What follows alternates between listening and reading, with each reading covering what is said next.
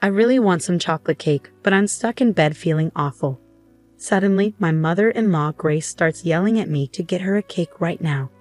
I couldn't take it anymore and snapped at her. I told her to get her own cake because I only have a month left to live. My name is Olivia, and I'm 28 years old. I met my husband David through a friend, and we got married after dating for 3 years. We don't have kids yet, but we're enjoying our time together. David's family owns a small factory with about 30 workers. They're doing pretty well in their area. The company was started by David's late dad and has grown thanks to everyone's hard work. Now David's sister, Sophia, is in charge of the company. She's not married, but she's really good at running the business. David thinks she got her skills from mom because they both have great communication abilities. Sophia is really nice and easy to talk to, even when we first met. Sophia, my sister-in-law, greeted me warmly, calling me cute and expressing her happiness to have me as a sister. As someone who only had brothers, it felt nice to gain a sister. However, despite this pleasant start, there's a problem with my mother-in-law. Our company has coffee breaks at 10 o'clock a.m. and 3 o'clock p.m. Times I dread. Here's why. Whenever I'm asked to get mom's coffee, it instantly ruins my mood. Our family home is next to the factory, and after my father-in-law passed away, my mother-in-law chose to retire and stay home. She seems to look forward to these coffee breaks, always saying, "I've been waiting for you, Olivia." I wanted to talk to Sophia once, but she gave me a disappointed look. Naturally, she wasn't in a good mood, and before leaving with a forced smile, she said, "Hey, I have something to say to you. So sit here." And then she complains to me until the break is over. She often comments about why we haven't had kids yet, saying it's not something we can control. If I stay quiet, she gets even more irritated. Why such a gloomy face? I wonder why David chose someone like you. Plus, even your parents, who knows how long you'll live. The sooner the better. She said that with a sigh. Hearing her talk like that, especially about my parents, really hurts. And there's a reason for that. When David and I decided to get married and met his family, this happened.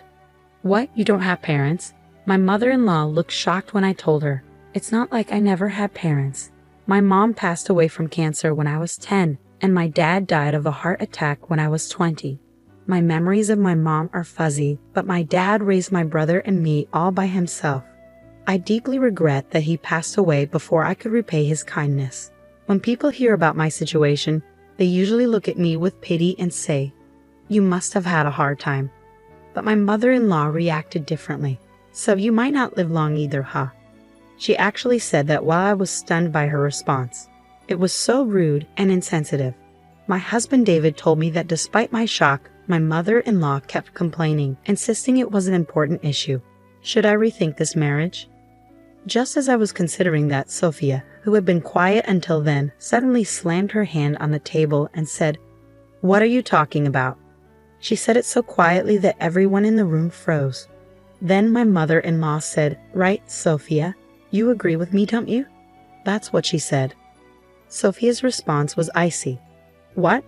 I told Mom, "David chose Olivia himself, and she's wonderful. Why can't you support that?" She said this to my mother-in-law with a cold stare. My mother-in-law, who adored her daughter, seemed shocked by Sophia's words.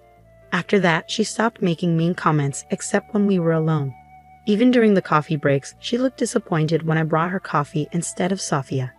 Luckily, David and I rented a room near his family home, so I only had to endure her complaints during those 10-minute coffee breaks.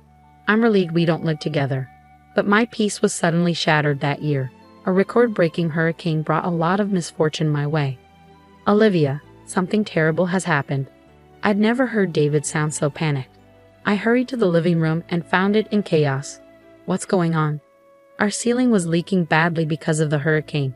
It wasn't just our room. The owner told us it was happening in other rooms too. It seemed impossible to fix while staying there, so we needed to find somewhere else to live. Sophia suggested cheerfully, "Why worry? Just stay with us. Your commute will be 30 seconds. She said this innocently, so we ended up staying with David's family for a while. "Welcome home, David. It must have been tough, but Mom is happy we can live together again."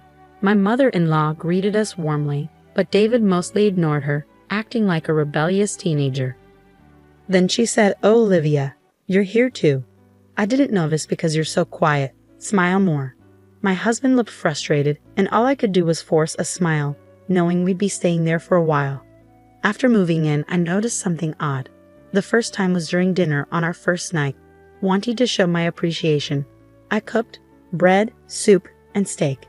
It wasn't fancy, but my mother-in-law and sister-in-law said it was delicious and finished it all. I felt genuinely relieved. After a while, my mother-in-law suddenly stood up and brought a container from the fridge, humming a tune. She opened it and piled a ton of its contents onto her steak. Mom, you're still eating that stuff." My husband, sitting next to me, looked disgusted. Sophia, my sister-in-law, rolled her eyes and said she won't stop no matter how many times I tell her. "I've given up." Then she burst into laughter. At first, I couldn't tell what was on top of the steak, but upon closer inspection, I realized it was jam. While it's not uncommon to have sweet sauces on meat, adding jam to a seasoned steak seemed bizarre. "When you eat something salty, you crave something sweet, right?" "That's why," she said, looking quite pleased with herself. Honestly, it gave me heartburn just watching her. For the record, I'm not a fan of sweet sauces on meat. "Come on, Olivia, why don't you try it?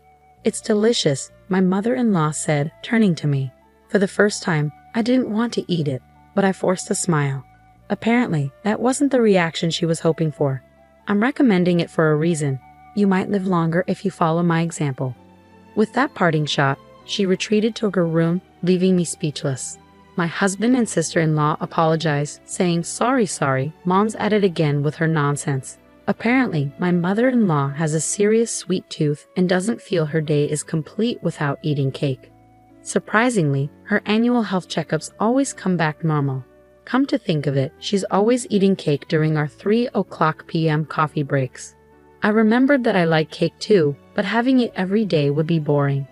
Plus, what about blood sugar levels? I've always been careful about my health, especially since my parents had short lifespans. So my mother-in-law's jam steak was quite surprising. Wait till Sophia buy cake every day. Caught off guard, Sophia admitted, "Yeah, she makes me go buy it. She says it's embarrassing for her to do it herself." "Thanks to that, I've become good friends with all the local cake shops," Sophia said, laughing. My husband, David, chimed in, "Sophia, this isn't a laughing matter. Mom's getting older. She needs to start caring about her health. I've always left it to Sophia to deal with Mom, and I feel bad about it." With that, he looked frustrated. "Well, I think you guys will have to help out more from now on," Sophia said cheerfully, and I prepared myself for more interactions with my mother-in-law. Living with my in-laws made my commute much shorter, so I took the lead in doing household chores before and after work. I tried to talk to my mother-in-law, but she often ignored me or gave me the cold shoulder. Despite that, she never missed a chance to complain about the kids during our coffee breaks. Since moving here, I've been having more rough days. It's probably the stress. My mood was low and my husband noticed. He offered several times to go to the doctor with me. "Let's move out and stay at a hotel for a while," he suggested, but I turned it down because it felt like a waste of money, and the nearest hotel was still a bit far. Then the worst news came, a week-long business trip. I was stunned when my husband told me. The reason for my dread? Sophia, my sister-in-law, would also be going, meaning I'd be alone with my mother-in-law. Yeah, I said it. My husband offered to take me with him, but I thought, it's just a week. I hope I can manage, especially since I still wasn't feeling well. On the day they left, Sophia sent me a mother-in-law survival guide to my phone.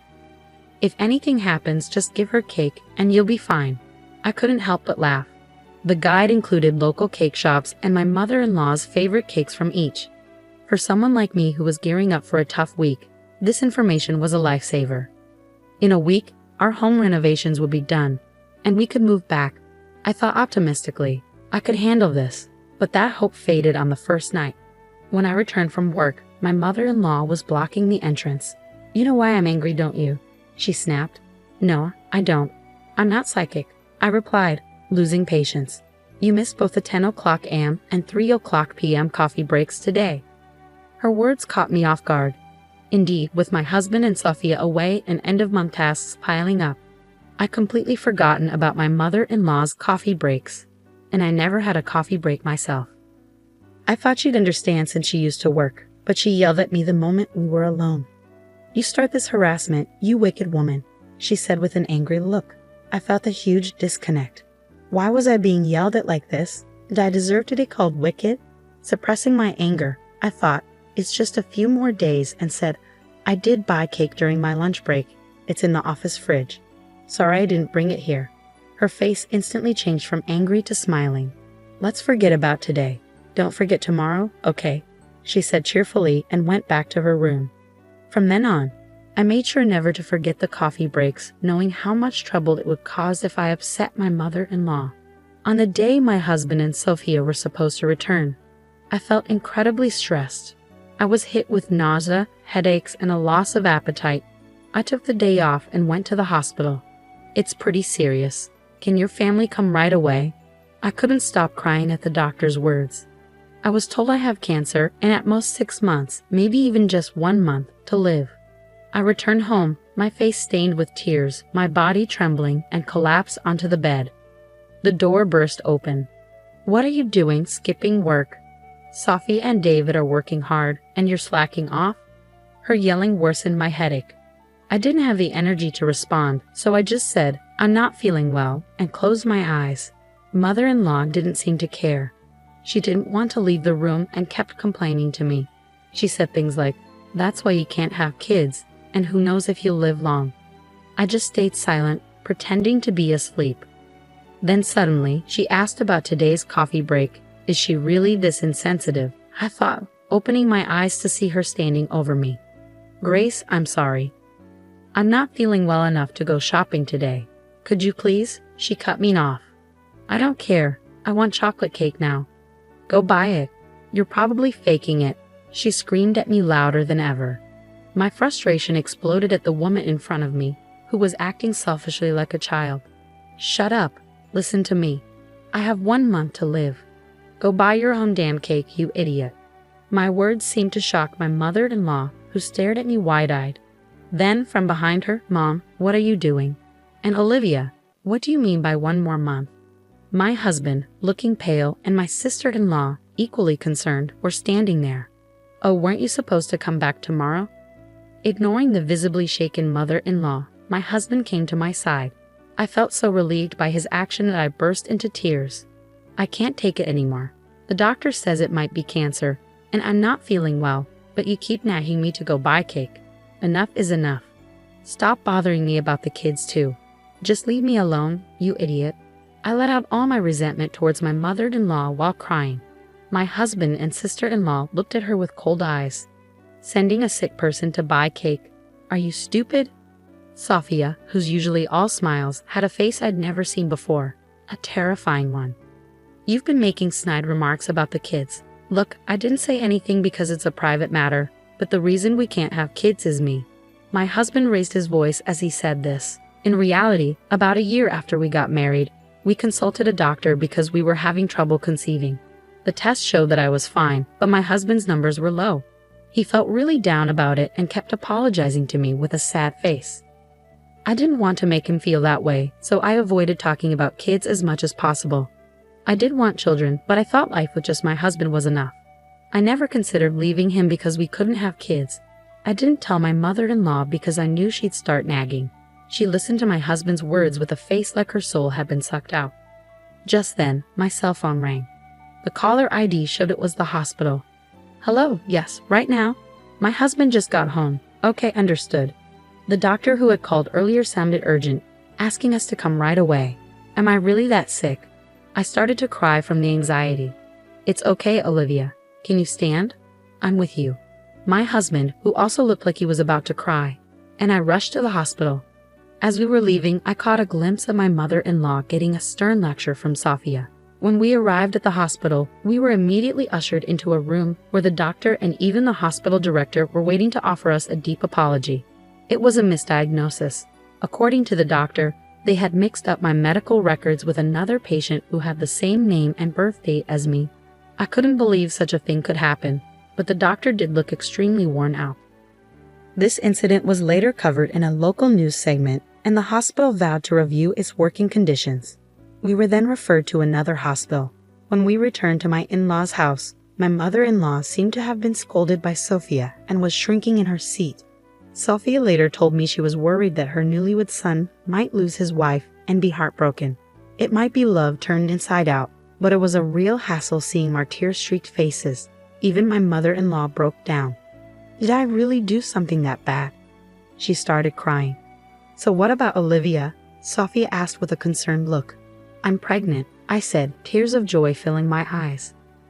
My husband was also shedding tears of happiness beside me. We immediately went to the maternity hospital as advised. It's still early, but yes, you're pregnant. We can confirm the heartbeat. Hearing that, we both burst into tears, even though we were in a hospital. Sophia also cried, saying, I'm so glad, so very glad. As for what happened next, Sophia got engaged to her long-term boyfriend and moved to another state with him after quitting her job. We had heard about this beforehand, so it wasn't a surprise. My husband, who was taking over as the new CEO, seemed to have his hands full with client visits. The business trip, by the way, was for that reason. He told me later that he was able to come home a day early because it ended sooner than expected. Mother-in-law seemed to know nothing about it. What? Getting married, quitting her job, and moving to another state. She was shocked. Sophia told her, Yeah, I told you. Remember? Well, it doesn't matter. It's settled. Mother-in-law was in a daze, and we all laughed. We returned home to find our leaky roof repaired and our room looking brand new. We cheered in delight. Things remained awkward with mother-in-law. My husband was angrier than I was and said he never wanted to see her again. But mother-in-law started showing up occasionally during our coffee breaks, holding not cake but small snacks like biscuits. She had stopped the daily cakes and jam steaks, apparently trying to be more health conscious now that she knew a grandchild was on the way. Employees who had worked there since my father-in-law was CEO seemed happy to see mother-in-law. So I realized she wasn't inherently a bad person. Our conversations gradually increased, and she stopped complaining. When our daughter Emma was born, mother-in-law transformed. She started doing things like buying diapers and leaving side dishes for dinner, saying, Feel free to eat. You're always working so hard. Even when she knew I was home, she'd send a message and leave without ringing the doorbell. The side dishes were in a cooler, and I appreciated her thoughtfulness. I felt I could get along with this version of mother-in-law. What really convinced me was when Emma was born. Mother-in-law took my hand and said, Thank you, Olivia. Really, thank you. Seeing her tears, I knew she was sincere. Sophia also seems to be doing well and recently announced her pregnancy. It seems like it won't be long before we all gather at the in-laws' house for a friendly meal.